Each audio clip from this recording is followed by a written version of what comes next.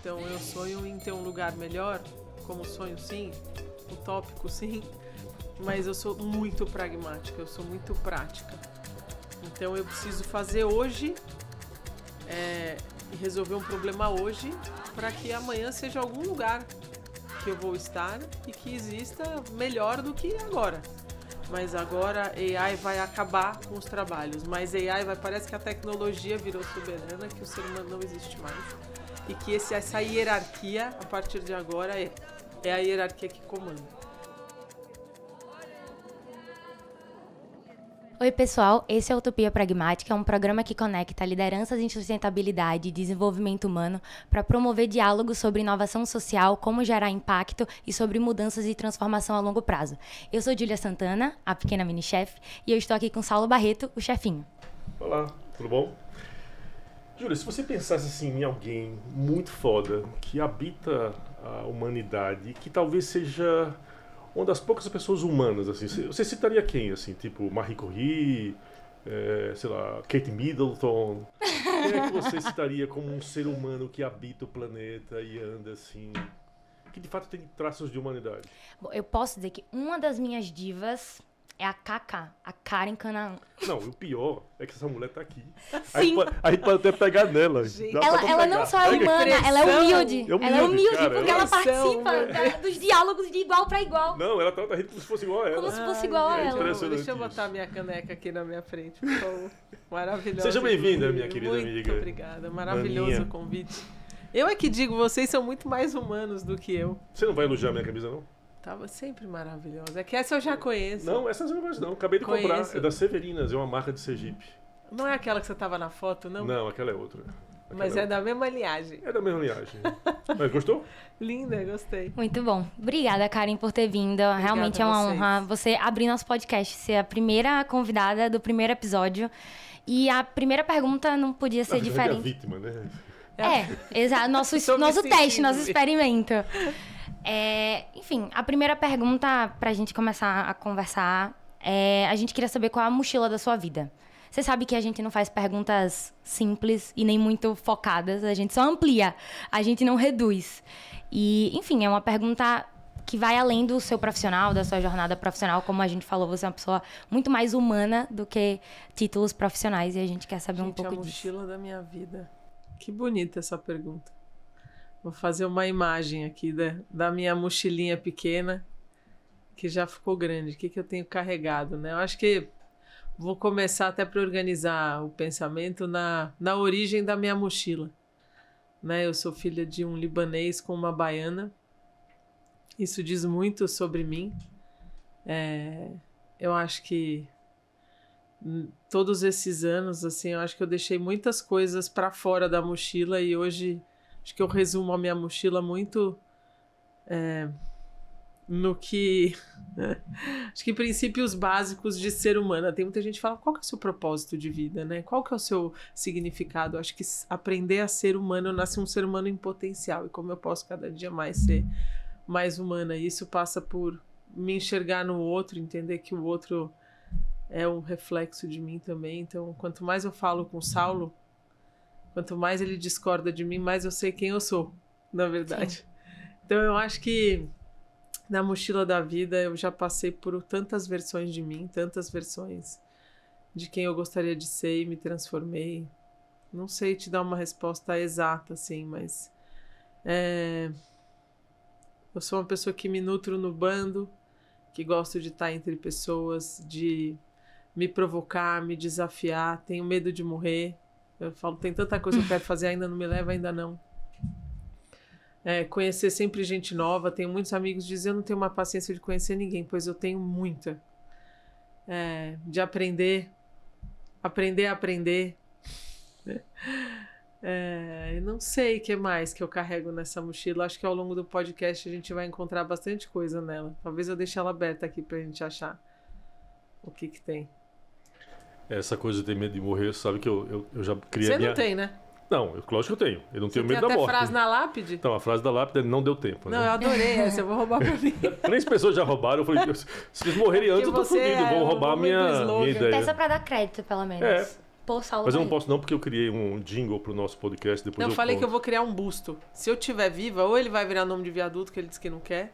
Não, ele vai puxar sua perna quando você estiver não, dormindo. pior Se você desgraça fizer um que você busto não dele. vê. Viaduto não pode, eu vou criar um busto. A pior Tá aí, desgraça que pode dar pro ser humano é dar um nome de viaduto. no pra ele. bolsinho da minha mochila tá fazendo um viaduto. Mas vamos lá, isso aqui é uma coisa de séria, Saulo. isso aqui é utopia pragmática. E a primeira pergunta, o primeiro quadro da gente é sem rumo e acelerando.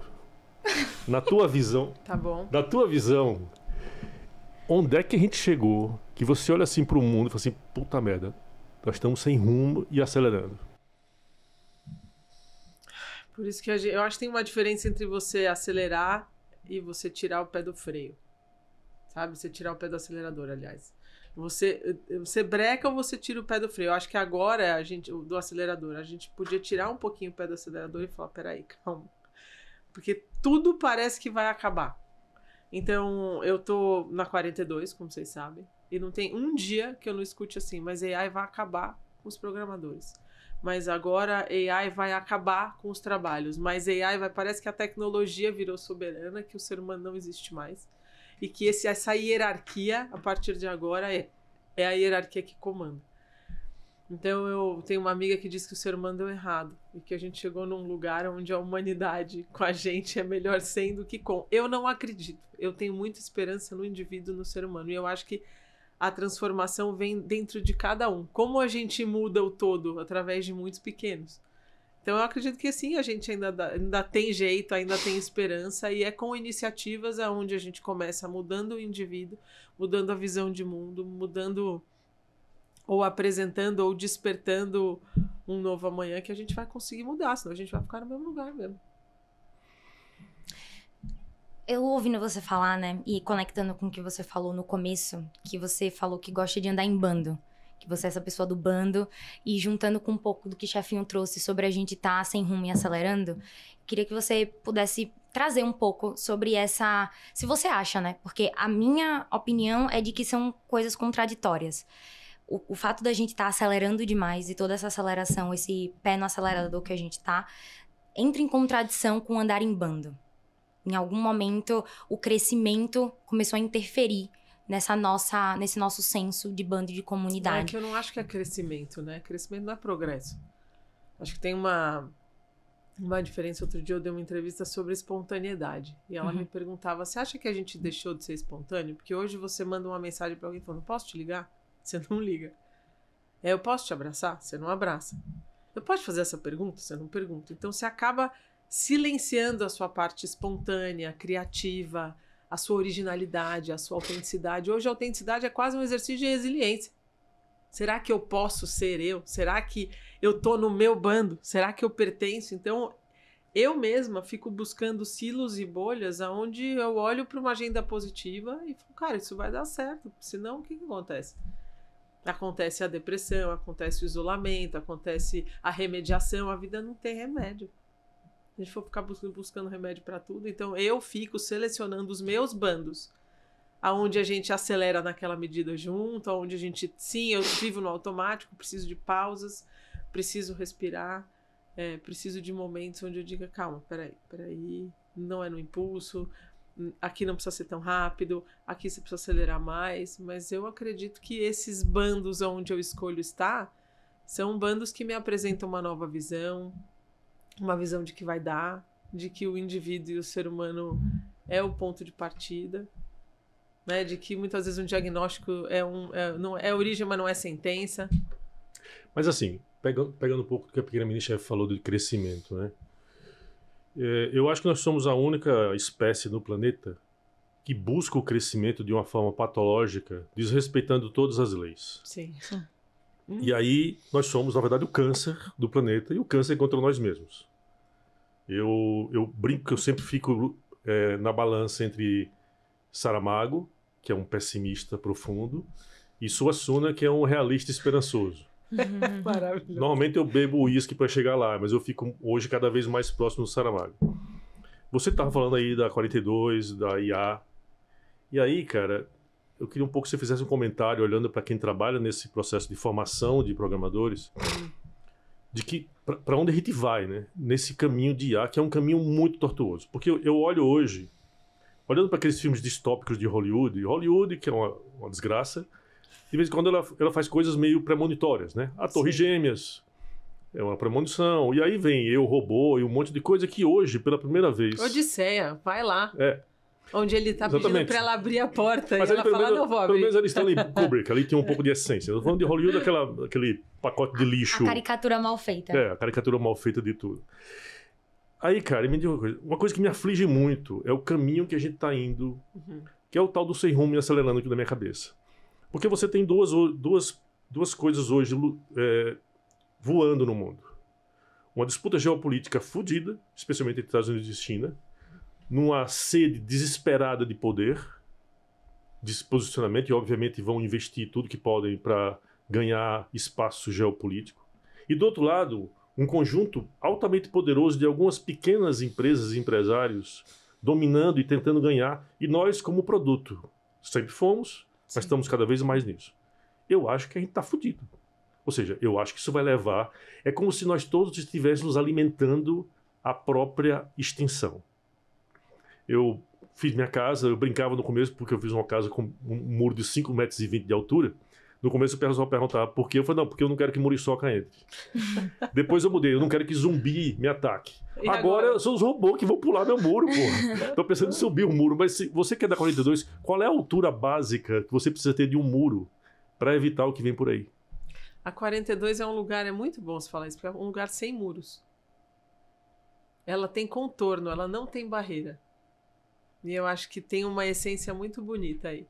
Quando você fala qual que vai ser a solução, a gente vive procurando solução, a bala de prata, o Matrix, você fala, tá bom, como é que eu resolvo essa história? Não vai ser do dia pra noite, não vai ser com uma bala de prata. Então, quando eu olho para 42 e vejo que é um lugar de muita pluralidade, de pouca barreira, e o que eu quero dizer com isso? É um lugar 24 horas, então quem entra fala assim, que horas eu preciso chegar e ir embora? A hora que você quiser. Não, calma, mas qual que é a carga horária? É você que faz. Mas tem um tutor, um mentor, um professor?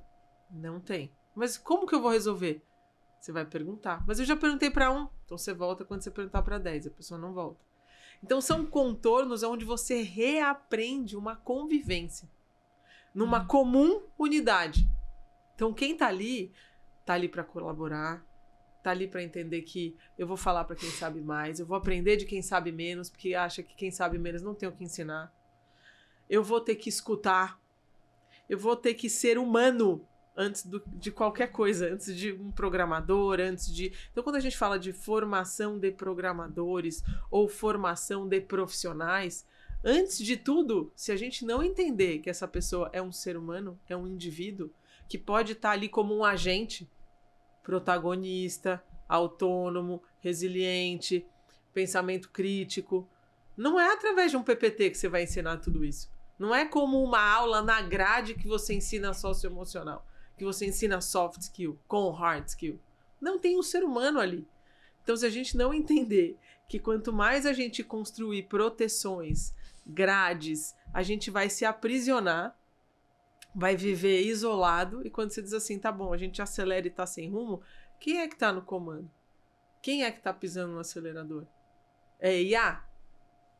Então, assim, a gente fala muito de inteligência artificial. Não, porque o QI já bateu o QI do Einstein. Diga-me o que medes e te direi que é. IA já esquece inteligência. Medir inteligência, você tem que medir consciência social. Se a pessoa sabe onde ela sabe o que ela vai fazer com o que ela sabe? O que tem na mochila dela? Tá, mas vamos lá. Eu vou fazer uma pergunta para vocal. Porque a gente tá falando de pobreza humana. Sim, utopia pragmática. Por isso eu tô aqui. Eu sei. A gente tá falando de pobreza humana e você tá falando de seres humanos. Mas vamos olhar para o lado, porque o utopia pragmática ele tá muito focado no setor privado. Como é que a gente acorda essas lideranças de sustentabilidade das empresas para elas saírem dessa armadilha da pobreza na qual... Porque se você vai numa empresa, você tem um CEO, ele pode ter a puta boa vontade do mundo de fazer diferente, mas em cima dele tem um conselho de administração, cobrando meta e relatório trimestral, e por trás dele tem os acionistas que só querem 15%, 20% de retorno ao ano. Então, nós estamos presos numa armadilha, porque isso já provou que é insustentável. Então, olhando para o teu expertise, digamos, do dia a dia, a sua vivência, o que é que está faltando? O que é que as pessoas precisam acordar antes que seja tarde demais? Eu sou cataclismático, porque eu acho que, assim, eu trabalho meu dia a dia para tentar reverter esse processo. Mas eu acho que a gente está fudido. E pior, estamos todos enebriados. Eu, pelo menos, quando bebo meu uísque ou minha cachaça, é para me enebriar para dentro. O povo está se enebriando para fora, celebrando e festejando grandes retornos e buscas por um crescimento patológico, e estão se esquecendo que, na verdade, a gente está conduzindo a raça humana à extinção. Então, olhando para esse lado corporativo, que está completamente aprisionado no modelo de pobreza humana, como é que você vê isso?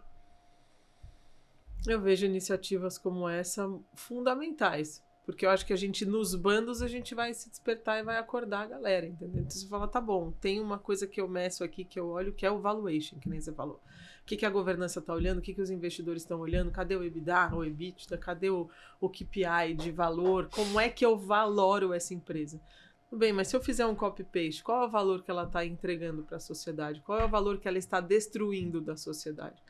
Então, acho que a gente está olhando dentro desse lugar acelerado para o rumo, talvez num lugar que é só para aquilo. Não precisa ser só. Eu não acho que a empresa precisa deixar de ter um valuation, precisa deixar de olhar para o lucro, precisa deixar de olhar para o superávit, de maneira nenhuma. Eu acho que como a gente olha para isso e para uma outra parte, que é, existem pessoas saudáveis ali. Eu estou trabalhando com direitos humanos, eu estou olhando para um ambiente de segurança psicológica para que essa empresa cresça cada vez mais, porque ela é feita de pessoas. Eu estou entendendo que o meu contrato social, que é um contrato que eu tenho com a sociedade, vai entregar valor para essa sociedade. Estou resolvendo um problema hoje global, social, ou não? Sim. Aí já não dá mais. Qual é a minha visão, né? Eu sou um pouco menos apocalíptica do que chefinho. Por diversos motivos. Primeiro que eu acho que eu sou... A complementariedade é maravilhosa. Não, eu acho que eu sou jovem demais pra ser Saramago. Jovem na idade, porque no corpinho eu tô dando 10-0. Exato, eu tenho dona lombar. Mas eu prefiro ser Suassuna do que Saramago. E eu sou muito nova realmente pra ser muito apocalíptica. Tem muita coisa pra fazer, senão eu também acho que a gente não se movimenta... Ou talvez se movimente, mas de outras maneiras. E você falando, né, sobre as empresas e sobre as empresas entenderem que elas são feitas por humanos também, me vem muito a conversa que a gente teve quando a gente estava modelando o Caneta sobre o ROI ao quadrado. E eu queria que você falasse um pouco do ROI ao quadrado, porque qual é a minha visão, né? Que as empresas, elas têm bolsos diferentes. Ela tem o bolso do lucro e ela tem ali um bolsinho do investimento. Então, no bolso do lucro, ela tá ali investindo para matar a humanidade. E aí, ela tem um bolsinho ali do investimento em que ela pega e tampa um buraquinho ou outro, que às vezes ela até tá desmatando e aí planta umas 10 árvores para poder compensar o bolso do lucro que tá tirando e aí ela bota de um bolso no outro e os bolsos estão separados. Então, a gente não pensa em retorno sobre investimento também com impacto na mesma frase. A gente, as empresas. E é difícil botar na mesma página e na mesma conversa. Como é que a gente, já pensando no lucro no começo e não no fim, depois que eu fiz, lucrei, agora o que é que eu vou fazer com isso? Como é que a gente bota na mesma página no início? Não, isso você me... Assim, uma coisa que eu odeio é super-herói.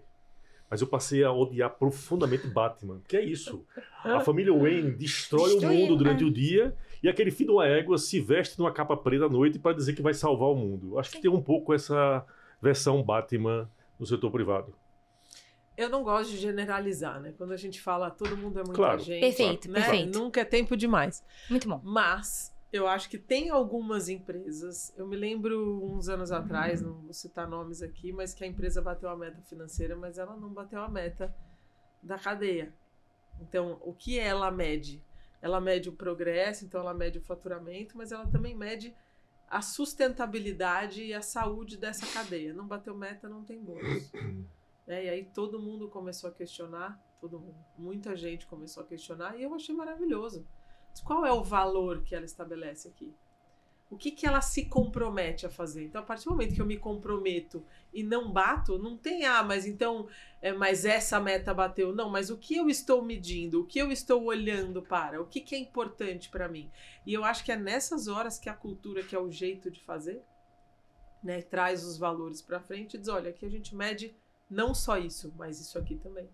Então, acho que o nosso trabalho, seja do Utopia Pragmática, seja de outras organizações ou até empresas, é dar o exemplo, né? Porque aí você tem o Batman e você tem o Zorro. Tem gente que faz o bem e não conta quem foi. Sai e fala, mas quem fez? Não, não quero que saia meu nome. Não, mas fala. Porque se a gente não der o exemplo, será que você pode fazer? Ah, se ele fez, eu também posso fazer. Ah, então se ele fez, eu também posso fazer. Eu acho que, de novo, né, quando a gente volta para o que é valor do indivíduo, desses indivíduos, dessa companhia, o que se coloca ali para medir, o que se coloca ali para vender, o que se coloca ali para resolver de problema, é onde a gente vai ter que começar a mexer. Perfeito. Então, tem elefantes maiores, eu acho que tem empresas que a inovação, que é um pequeno lugar, a responsabilidade social, é que nem tecnologia. A tecnologia era uma área, hoje é transversal. Perfeito. Né? Eu acho que esse olhar social, esse olhar do contrato social, que é que uma companhia tinha que existir para resolver um problema social, eu acredito que vai ter que ser cada vez mais estratégico, como um pilar estratégico. Sabe? Mas eu Não também entendo que, para que isso seja transversal, e aí você falou de valores, né? De mudança de valores, porque, pelo que eu entendi o ciclo, né? A gente precisa mudar o que a empresa mede. Eu gostei muito disso. Se o único parâmetro de sucesso é o lucro, a gente vai cair nos mesmos erros. A gente precisa mudar o modelo, a maneira que a gente enxerga. E às vezes a gente enxerga através da medição. Entendi. Mas a medição, ela parte do enraizamento de valores. A gente mede a partir do que a gente tem enquanto raiz de valor, e aí a gente cria os nossos parâmetros.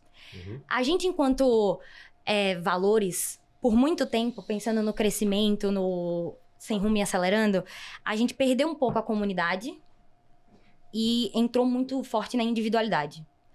E eu acho que a individualidade ajudou muito, né, também. Perfeito. E a individualidade tem muito a ver com esse lucro excessivo e esse sucesso único e unicórnios e etc. Para mim é uma visão muito de unidade e muito pouco de comunidade. Como a gente pega esse conceito de comunidade, que é um conceito que a 42, como você falou, né? A 42 é humana, plural e em comum unidade. É isso, a 42. Como é que a gente pega essa sementinha e a gente implanta num lugar onde hoje é muito regido pela individualidade? Às vezes eu me pergunto se a gente está vivendo naquela coisa do pêndulo, sabe? Quando você diz assim, olha, eu vivia muito em comunidade. Principalmente pequenos silos como companhias, né? Como empresas. E aí veio a pandemia. Todo mundo ficou em casa. E agora ninguém quer voltar. Ou alguns voltam, a empresa lutando para falar, olha, 2 dias obrigatórios. Outro dia tinha uma pessoa na 42 que falou assim, não, eu tenho 2 dias, eu trabalho híbrido, né? O meu time todo é híbrido. Eu falei, mas híbrido, quantas vezes na semana você vai na companhia? Ah, eu vou 2. Quando eu não vou, eu tenho que pagar 1 dia. E aí eu fico, como assim pagar? Eu tenho que ir. Então eu tenho que pagar esse dia, mas às vezes não é o dia que eu quero. Então eu falei, gente, tudo... Como eu saio daqui e venho pra cá? Como eu encontro um meio do caminho onde eu preciso do outro para viver, eu preciso do outro para me reconhecer. Essa questão de individualidade, as pessoas estão casando com elas mesmas. Você já viu o casamento delas casando consigo mesma? Ela não casa nem com o outro. E muitos discursos de eu não preciso do outro para, seja me complementar, ou me dar prazer, ou me casar, a gente é um ser social e sociável. Então eu acho que o que a gente passou há 4 anos atrás, já parece que foi ontem ainda. Foi ontem. Então, como é que a gente regula essa questão de eu preciso da comunidade para me reconhecer, preciso da comunidade para viver, sou um indivíduo que vive em bando também, mas tem um olhar para sua própria natureza. Qual é a nossa natureza? A natureza sobrevive não é quem é o mais forte, é quem é mais interdependente. Perfeito. Se você olhar para a natureza... Perfeito. Claro. Então, Perfeito. Como é que a gente se reconhece interdependente do outro? E do bando, e da comunidade, desse pequeno silo que é essa companhia? Sim. E aí, como a gente se retroalimenta, como a gente se regula em comunidade. Então, eu acho que se a gente fosse olhar para o manual, que já é da natureza, que é o acelerar, por exemplo, numa árvore, não nasce árvore, né? Você precisa botar a semente, aí você precisa regar, aí ela tem o tempo de crescimento. Quando uma pessoa chega na 42 e fala assim, mas vocês não formam 10 mil? Não, 2 mil. Aí você fala, mas não é, né? Pastel de segunda para terça para quarta, que nem você mesmo diz, a pressa é inimiga da transformação. Tem jeito? Tem, mas tem que fazer bem feito. Porque é sobre o tempo e o ritmo de cada um. Outro contorno e não barreira. Então a pessoa aprende a aprender. Ela vai aprender do jeito dela, no ritmo dela, com o outro. Então eu acho que tem um respeito à natureza do indivíduo que a gente está desrespeitando e aí a gente está remediando para tentar achar conserto. Tem remédio que chama conserto. Você pegou no ponto que eu queria falar, que é sobre remédio. Porque assim, pegando a metáfora com a natureza, o que é que o ser humano faz para dominar a natureza que ele fez de perverso? Aí lá vem agrotóxico. Eu já fiz um curso de agrofloresta, eu não tenho nenhuma relação fácil com os seres vivos. Se eu plantar um pé de manjericão, ele morre. Mas, independente disso, hoje eu também vejo que a raça humana está fazendo a mesma coisa consigo mesma. E os agrotóxicos de hoje são farmácia, igreja evangélica e pet shop. Essa petologia, essa patologia dos pets. Estamos fudendo com os pets, que está tudo com depressão, chama cão-terapia também. Então, nessa perspectiva de empobrecimento humano, eu vi recentemente uma entrevista do Carl Sagan, acho que 40 anos atrás, ele falando sobre o analfabetismo científico, que era uma preocupação que ele tinha. E eu olho que, talvez, eu acho que faz um pouco sentido, porque antigamente, quando o mundo era mais mecânico, de certa forma você tinha ali um básico conhecimento de como as coisas funcionavam. Nos últimos anos, o mundo tem sido cada vez mais digital, virtual, etc. Eu não acho que a pandemia... Artificial.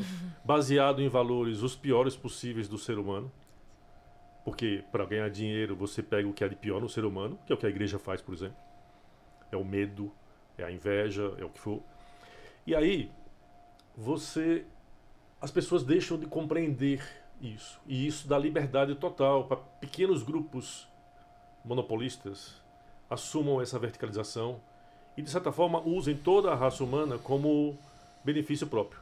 Então, eu acho que o conceito da 42 e o conceito de comunidade, ele precisa ser resgatado para vir ao encontro, não de uma educação científica, mas de uma educação humana, né? O ano passado, quando a gente fez Utopia Pragmática no seminário, o debate foi: cadê o P do ISG? O P de pessoas. E o final do seminário, a gente teve o Sub, Irangan, lá do INSEAD, falando sobre comunidade e tal, foi incrível.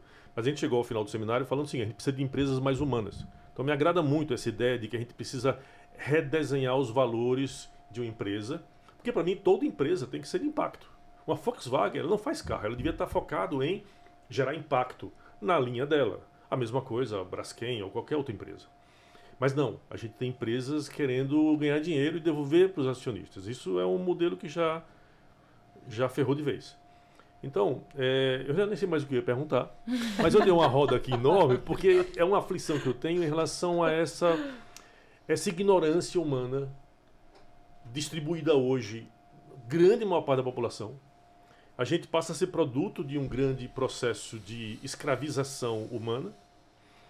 E aí, de novo, eu começo a olhar o mundo do futuro e me angustia, porque nós estamos apáticos em relação a isso. E as instituições que deveriam estar defendendo o desenvolvimento humano, elas estão também encapsuladas. Talvez até um dia a gente não existe, não tenha mais governos.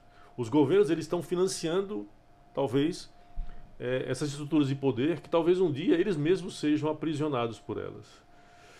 Então, eu não sei qual é a pergunta que eu ia fazer, não, mas é uma reflexão. Eu que vou fazer agora. Sou eu que faço parte. Não, eu só quero que você fale. Eu quero de fazer esse. E o meu tá vazio, não tem nada. Eu preparei tudo. É fake. Maravilhoso, é fake. Não, mas eu peguei um gancho aqui, que talvez a gente possa ir por esse gancho, pra gente refletir um pouco mais sobre isso. Pensando em pragmatismo, né? Acho que a gente falou muito da parte da utopia, que pra mim não é só uma utopia, porque faz todo sentido, é isso mesmo. A gente perdeu a nossa natureza humana. Tem uma... Eu queria encerrar com essa frase, porque... Não vou encerrar agora, mas eu já vou adiantar o que eu... eu já vou adiantar com o que eu queria encerrar, porque me veio isso muito na cabeça quando você tava falando. Tem um livro da Bell Hooks, que chama Tudo Sobre o Amor. Não sei se você já leu, mas eu amo Bell Hooks. E ela tem um capítulo só falando sobre individualismo e comunidade e interdependência. E ela fala que, assim, a cura é um ato de comunhão. Acho perfeito. É isso mesmo. A gente só se cura na comunhão. E hoje a gente tem um mundo que está precisando de cura, E a cura disso é a comunhão. É a comunidade. Pra mim isso é perfeito, fácil. Isso é maravilhoso. Eu vejo muito isso na 42. Muito na 42. Muito. Só que sendo pragmático e pensando no que o chefinho trouxe sobre as empresas. Que é isso também, não generalizando, né? Que toda empresa deveria ser de impacto, e eu concordo, e não no discurso, porque eu acho que existe um discurso publicitário de que a gente não faz carro, a gente não faz remédio, a gente promove saúde para as pessoas, a gente promove mobilidade. Até que ponto, né? Eu entendo, e tem que sair do discurso e tem que ir para a prática. Mas como de maneira pragmática, numa estrutura em que a gente ainda assim pensa lucro e pensa em retorno de acionista, e sempre a gente vai pensar em retorno de acionista, como a gente alinha isso tudo? E a gente traz essa comunhão, mas também com impacto e pensando... Porque quando a gente fala assim, eu acho que soa para qualquer desavisado que cair aqui e ouvir a gente falando a nossa visão utópica, parece que a gente não pensa em negócio, que a gente não pensa em retorno financeiro, e pelo contrário. Acho que precisa disso, em todos os sentidos. Para a gente alimentar o solo e fazer com que a gente continue indo para frente, a gente precisa, sim, de financiamento, de capital, para impulsionar. Mas existe para mim, né, está no contorno. Foi o que você trouxe muito bem. Que é, quando a gente pensa sem contorno, então é o bilionário, não tem um contorno, aí a gente se perde no meio do processo de poder. No processo de grana, do capital, a gente se perde. Se a gente delinea um contorno, talvez a gente comece a falar um pouco mais sobre até onde vai, e aí a gente pensa em impacto nesse meio do caminho. Acho que sem o contorno, talvez, pegando o que você falou, né? Eu tô chegando a uma conclusão, e você me disse se você concorda ou não, que juntando tudo isso num balaio de gato, o pragmatismo tá no contorno. Em como a gente vê um contorno para isso, pra gente ter, não exatamente um limite, mas esse contorno humano de que não precisa do crescimento excessivo. Eu queria só acrescentar um pouco o que a mini-chefe falou, que é o seguinte. Quando a gente fala esse tom, é um tom... Porque, na verdade, eu realmente acho que está todo mundo aprisionado nesse modelo de pobreza. Então, o que a gente quer com utopia pragmática é tentar discutir de maneira franca, aberta, descontraída, provocativa, para que as pessoas acordem um pouco e tentem encontrar formas de sair dessa situação. Uhum. Porque acho que qualquer pessoa inteligente hoje está claro que esse modelo que está indo não funciona. Mas ninguém acha que tem solução. É engraçado isso. Então, tem aquela coisa que o ser humano é capaz hoje de aceitar a autoextinção mais facilmente do que aceitar que há uma saída. Então, no fundo, o que a gente acha é o seguinte: a gente precisa juntar forças até para trazer todos os atores, governo, setor privado, investidores sociais, etc., para uma grande comunhão que não existe hoje. Uma comunhão em cima de valores, em cima de perspectivas humanas, que a gente de fato possa construir uma nova humanidade. Você já foi em Santa Luzia Taim, você Sim. viu, Santa Luzia dialoga muito com a 42, porque ali a gente fez um case que quem vai lá vê que é possível. E a gente acredita muito no pequeno. Acho que são pontos que nos conectam, né? Sim. Então é preciso entender que só o pequeno pode gerar o grande. É a famosa semente da árvore, né? A gente não quer, a gente quer fazer... briga com a escala, né? Que briga. Porque para nós a escala é a quantidade do número desse pequeno. Eu não acho que briga com o conceito que a gente Exatamente. Tem. Não, então, briga, vamos lá. É a diferença entre urgência e pressa, né? Exato. Briga porque quando alguém chega na 42 e fala assim, mas eu questiono a escala, eu digo, mas qual a escala? Da profundidade ou do número sem freio, sabe? Mas a escala, mesmo na quantidade, ela pode ser atingida, só que ela precisa de tempo. De tempo, exato. Porque é um processo evolutivo. Essa equação da escala versus o tempo, eu tenho urgência, isso precisa ser amanhã, eu preciso preencher aquele número, eu preciso diminuir aquele dado. E tá bom, mas isso nós estamos falando aqui, nesse lugar, de tempo. Então você tem escala não só da profundidade, porque senão você não transforma, você não eu muda, acho divertido essa coisa de tempo, você porque multiplica. Desde que eu sou pequeno, que eu ouço que o Brasil é o país do futuro. Se algum filho de uma égua tivesse feito a coisa certa lá atrás, eu estava vivendo hoje muito bem. E piorou muito, né? Então, assim, por quê? Porque a gente perdeu 50 anos, perdeu 60 anos. Eu estava num evento semana passada, onde eu fiz exatamente essa pergunta para um filantropo que estava ali. Eu falei, olha, eu acho muito interessante, né, a gente ver pessoas que investem e tinha uma organização do lado ali, que eu falei, você precisou, quantos anos você tem de organização? 40 anos. 40 anos de organização para poder influenciar a política pública, para ser um exemplo para outras 15 prefeituras. Né? Tem iniciativa que tem 3 anos, como a gente, 3 anos e meio, onde você tem sempre a questão do investimento pontual versus a visão de longo prazo. Eu vou te dar dinheiro agora, mas você precisa criar sustentabilidade. Porque não dá tempo. Então você vive na escassez. Você acha um parceiro, você tem que procurar outro, aí se renova por 3 anos, e ele fala, mas eu já investi 3 anos. Só que é uma visão de longo prazo, que ele sabe que a educação é de longo prazo, que a gente vai mudar o dado a longo prazo, mas ele investe pontual. E a mesma coisa, de como você olha a transformação e como você olha a escala. Então, assim, olha, eu acredito que você precisa transformar esse indivíduo. Mas, assim, e a escala? O impacto? Mas em quantas pessoas? A gente tem um número de 520 mil pessoas para substituir, para preencher vaga, mas eu não estou aqui para resolver esse problema. Estou aqui para resolver um problema do indivíduo, para ele poder resolver um problema social. Então, a minha pergunta foi, como é que a gente faz para ter excelência e qualidade versus a escala que espera? E o investimento pontual versus a visão que a gente quer ter de longo prazo. Se lá atrás a gente tivesse tido a visão de que daqui 40 anos a gente vai resolver... Me lembro de 20 anos atrás, parceiros todos pela educação falando, a gente vai ter todas as crianças e a gente não resolveu esse problema. Sim. Passaram-se 20 anos. Sim. Mas aí... Fique no eu só queria assim, deixar... Pô, não tem verde, só tem amarelo aqui. Eu só queria assim, que a gente repactuasse algumas coisas, então. Porque eu acho que a gente tem que começar a repactuar os conceitos para que a gente esteja na mesma página. Então, existem conceitos que a gente aplica para vários contextos diferentes e não analisa o contexto. Existe o contexto startupeiro, venture capital, I don't know, do que é escala. As pessoas acham que a gente pode pegar esse mesmo conceito, que é você sair crescendo, injeta $1 bilhão e leva para o mundo inteiro, e que vai funcionar, porque talvez funcione porque é tecnológica, a startup é outro modelo. E a gente acha que a gente vai fazer isso na transformação social e que vai ser a mesma coisa, e a gente transfere o mesmo conceito. Então a gente errou por aí. A gente pega um conceito que é de um outro contexto, bota num contexto que tem nada a ver. Então eu acho que primeiro a gente tem que repactuar o conceito. Então você que assiste Utopia Pragmática e tá vendo aqui, a partir de agora você vai falar escala, pensando em transformação social numa outra perspectiva. Que é a mesma coisa da aceleração. Gente, como é assim? Como assim você acelera uma ONG? Você quer acelerar a 42? Quer que eu tire aqui, puxe um cheque de $2 bilhões para você acelerar a 42 e levar para não sei quantos lugares? É insustentável. É o sem rumo e acelerando. É o sem rumo.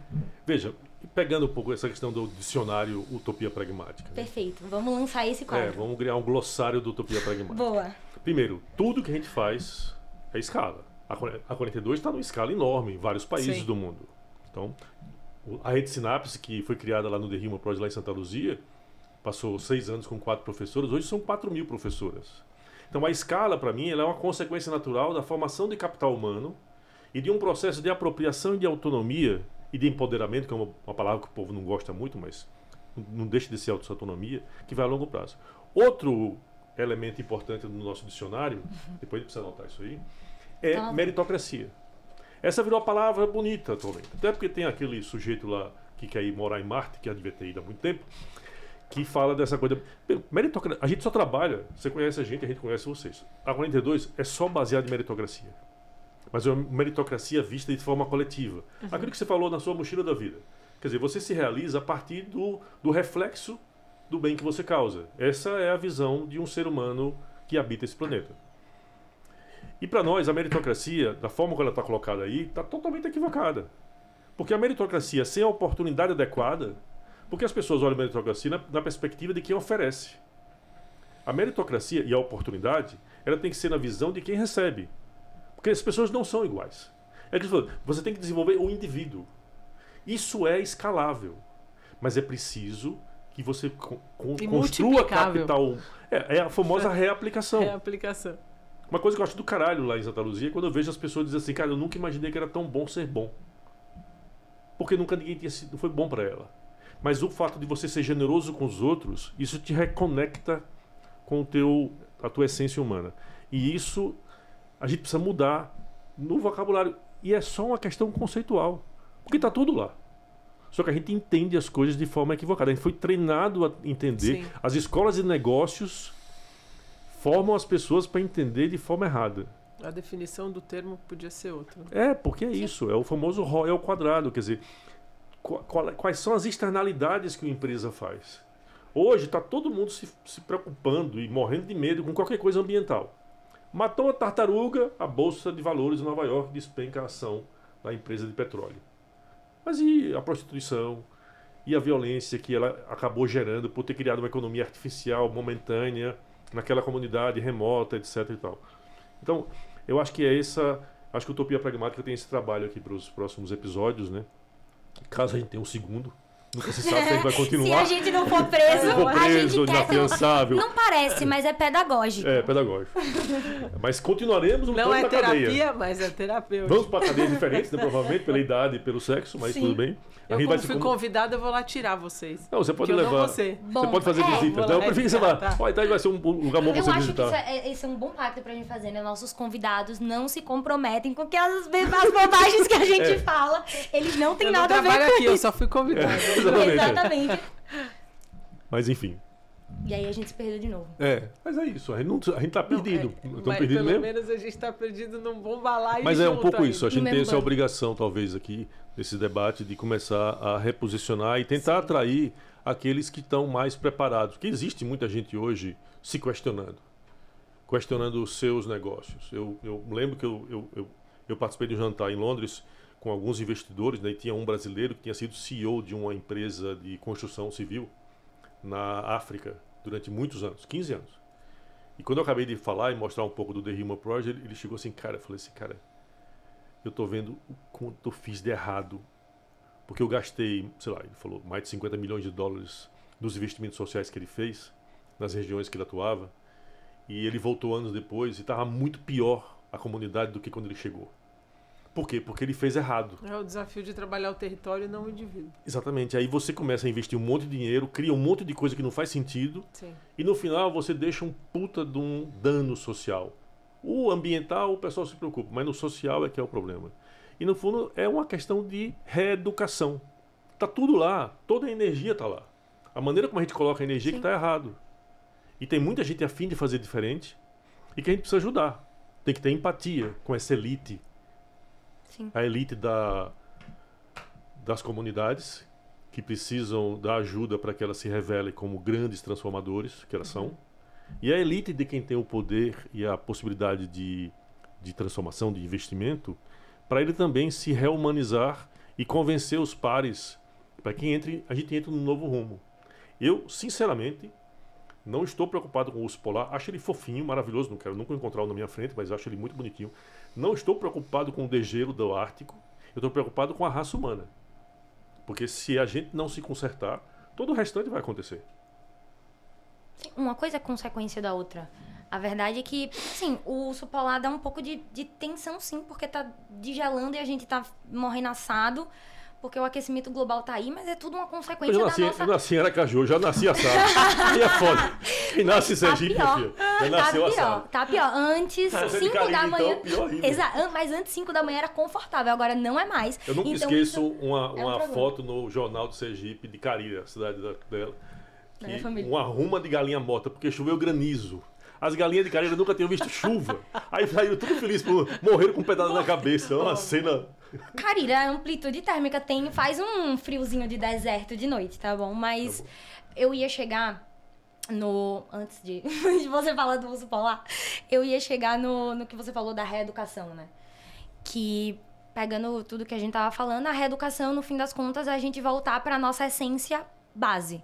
Que foi o que Karen trouxe muito bem do que é natural pro ser humano. Que é a interdependência, a retroalimentação, é a gente viver em bando, em comunidade, é voltar para nossa essência. No fim das contas, a gente está fazendo um movimento há muitos anos, nessa loucura de crescimento, antinatural. A gente está indo contra a nossa natureza. Então, a gente está gastando muito mais energia, literalmente, porque agora o que a gente mais faz é ir em busca de energias artificiais para a gente continuar botando bateria nessa máquina, tanto na máquina humana quanto na máquina planeta, que não é natural. Não é aquele modus operandi que a gente foi projetado para ter. E a gente não tá sabendo lidar com isso. E a minha preocupação da inteligência artificial é que é mais um recurso nessa bateria que ainda assim precisa do elemento humano voltar para sua essência para que a gente use da melhor maneira. Porque é isso, a gente tem recurso, e a gente cria recurso, e a gente desenvolve máquina e coisa, e software, tecnologia, mas a gente não voltou para a nossa reprogramação mais básica de todas, a essencial e a humana. Então, a gente vê todos esses recursos e eles abarcam, fagocitam toda a nossa humanidade, porque a gente não sabe lidar com isso, porque a gente não voltou para o básico. E, enfim, só para fazer esse resumo e voltando pro tempo que a gente tava falando, como a gente precisa olhar pro tempo de uma maneira diferente, porque por mais que pareça tudo apocalipse e catastrófico, não vai acabar amanhã. O mundo ainda vai continuar sendo mundo por muito tempo. A nossa passagem aqui é um grão de areia no deserto da história da humanidade, que já existe há muito tempo e vai existir daqui a muito tempo também, em condições melhores ou piores do que a gente tá aqui, mas ainda vai continuar acontecendo. De alguma forma, não sei se os humanos, só a natureza, mas o mundo vai continuar sendo mundo com a gente estando aqui ou não. Mas visto que a gente tá aqui e que a gente tem a nossa visão de tempo, eu queria saber de você, Karen, já embicando pro final, pensando no tempo, assim, numa janela de, não sei, 10, 5 anos. O que é que você quer pra você, pro mundo, pra 42? O que você vislumbra? Não pensando em agenda 2030, essas coisas. Que a gente também é meio contra esses checklists. Então chegou a hora do nosso sonho. Vamos sonhar. Eu trouxe sonho. Sonho de Buquim. Feito pela Eli. Isso é um sonho lá de Sergipe. Gente... É um novo formato de... Porque cada um tem o seu sonho. E a gente tá pensando o sonho de maneiras diferentes. Exatamente. A gente tem que mudar a visão. Então todo mundo, quando imagina um sonho um pouco diferente disso aqui. Então a gente trouxe uma nova proposta do que é sonho pra perguntar pros nossos convidados o sonho deles. Utópicos. Sonho bom da peste. Mas de preferência pragmáticos também. De 5, 10 anos, né, hoje. Isso é sonhar. Né? Porque hoje você já, em 3 meses tudo mudou, 4 meses tudo mudou. Pelo menos do ponto de vista de um negócio como a 42. Eu fico olhando muito para os meus filhos. Eu tenho 2 filhos, o João de 11 e a Maia de 10. E a Maia fica, mãe, a gente vai ter água em 2040? E o meu filho fala assim, eu não sei se eu vou aprender a dirigir. Porque tem um drone que você pilota o drone, então eu não sei. Assim, e quando eu olho pro mundo que eu acho que os meus filhos vão estar, para mim faz cada vez mais sentido as escolhas que eu faço. O lugar onde eu quero botar o meu ofício ali, o meu tempo. Então essa mochila, eu digo, tudo que eu aprendi eu quero colocar aonde? Eu quero trocar com quem? Eu quero escutar quem? Eu quero estar do lado de quem, sabe? Para mim sempre foi muito mais com quem do que o que e para onde. Aí com essa pessoa ou com essas pessoas eu vou decidir junto para onde a gente vai, o que a gente vai fazer. Mas eu tenho, não é medo, mas hoje eu olho para quem tá do meu lado e para o que a gente vai fazer junto, porque eu não sei para onde a gente vai. Então eu sonho em ter um lugar melhor, como sonho sim, utópico sim, mas eu sou muito pragmática, eu sou muito prática. Então eu preciso fazer hoje e resolver um problema hoje para que amanhã seja algum lugar que eu vou estar e que exista melhor do que agora. Então eu sou muito do... Quando eu tô às vezes num painel e a pessoa pergunta para mim como eu posso trazer mais mulher para a tecnologia? E ela é uma mulher, eu disse, começa em você. Uhum. Começa no lugar onde você tá, com a pergunta que você tá, com as pessoas que você vai escolher. Por isso eu escolhi estar aqui. Hoje o tempo é um só. Aonde eu vou escolher colocar meu tempo? Quais são as pessoas que eu quero trocar? Quais são as empresas que eu quero que sejam parceiras da 42? Quem que faz sentido estar nessa iniciativa e olhar para onde eu tô olhando? Então acho que tem uma parte de uma escolha consciente, não tem certo e errado, mas tem consciente. Né? Que eu acho que combina com os teus valores, com o momento que você vive e com o que você quer. Mas eu não sei mais te dizer assim, onde você sonha em estar. Eu acho que eu tô super pragmática, eu tô vivendo muito aqui agora, sabe? Para eu poder entender se eu melhoro hoje para, consequentemente, ter um amanhã, existir um amanhã. Sim, mas eu acho isso maravilhoso em vários pontos. Primeiro, porque... um pouco de sonho pra Por você, favor, melhor. e depois você Tá fala bom. o que você achou. O que você achou do sonho? Muito bom. A Eli que fez. Lá em Buquim. Fez, Lá em Buquim. Peguei ontem A de gente manhã. importou. É. E não pagou Esse nada sonho é de por isso. Sergipe. Se eu passar Eu uma paguei. geleia de Paguei a bichinha mangaba... com diabo. pela Teve um trabalho. importação. Pela importação. Eu trouxe Se eu botar clandestino. geleia de mangaba, fica ainda melhor. Nossa. Fica ainda Senhora. melhor. Voltando pro que você falou, e eu acho que tá perfeito o que você trouxe, porque tem muito a ver com tudo que a gente discutiu e com o que a gente falou sobre a sua apresentação. Que você é das pessoas mais humanas que a gente conhece, isso é um fato. E fica claro, porque quando a gente falou sobre todos os gargalos e problemas e questões, a gente voltou pro mesmo ponto do falta humanidade. E quando a gente te pergunta qual é o seu sonho, você fala que no meu dia a dia eu tenha mais humanidade, mais humanos ao meu redor, para que a gente junto consiga fazer alguma coisa hoje pelo amanhã. Para mim isso tá perfeito. É pensar a comunidade hoje para que a gente consiga construir esse conceito e retomar o que a gente precisa enquanto essência e valores. Então, eu entendo completamente. Eu acho que faz sentido. E a gente tem uma outra palavra, um outro termo do nosso dicionário que eu gosto muito, que é o egoísmo altruísta. Que é pedir muito para uma pessoa também, por mais que a gente fale comunidade, etc e tal, que, nossa, faça o que você vai fazer hoje para mudar o mundo, para que daqui a 50 anos o mundo... No fim do dia, a gente faz para melhorar, mas também um pouco pela gente. Um pouco pelo Mas amanhã. o primeiro mundo que a gente precisa trabalhar é a gente. É a gente.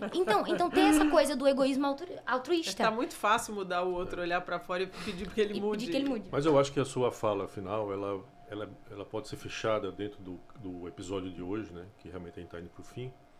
É de que, acho que talvez o sonho é que daqui a 5 anos, mais e mais pessoas, especialmente aquelas que estão numa camada que podem ajudar e decidir mais coisas, elas estejam olhando mais para si mesmas, nessa perspectiva do egoísmo altruísta, entendendo que ela tem um papel e uma importância. Não precisa esperar. Eu sempre lembro que nos Estados Unidos tem essa coisa, não, eu vou, depois dos 50 anos, devolver. Pô, se você ferrou o mundo durante 50 anos, vai fazer o quê? É o famoso Batman. Você tem que ser positivo para o mundo desde que você nasceu. Eu tenho um pouco de revolta com esses grandes filantropos que pousam de bonzinho depois de ter ferrado um monte de coisa. Então eu acho que talvez essa seja uma esperança, né? De que cada vez mais e mais pessoas elas comecem a olhar para si mesmas e para sua pequena comunidade, que normalmente é a sua família, suas pessoas mais próximas, as pessoas que você mais ama, e isso possa ser expandido passo a passo, para ela entender que cada ação dela conta. E essa ação tem que estar carregada de valores humanos.